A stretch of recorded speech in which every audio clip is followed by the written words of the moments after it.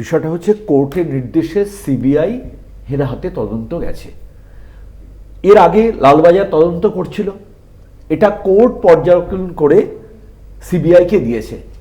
সেই অবস্থায় যদি কেউ অ্যারেস্ট হয়, তার বাড়িতে যদি লালবাজার যায়, তাহলে কি কোর্টের পারভিউর মধ্যে ইন্টারফেয়ার করা হচ্ছে না? বৈশানটা উনি কথাটাকে ভুল বলছেন।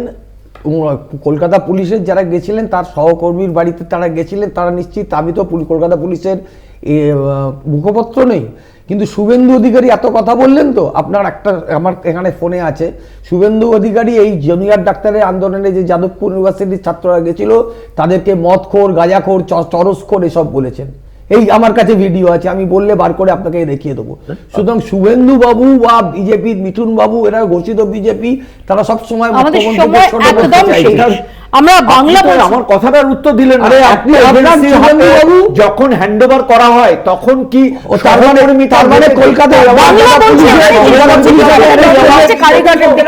আজকে সমাধান সূত্র বেরোবে, সেদিকে আমাদের নজর রয়েছে। প্রত্যেক মুহূর্তের আপডেট আপনাদের কাছে পৌঁছে দেব। দেখতে থাকুন কলকাতা টিভি।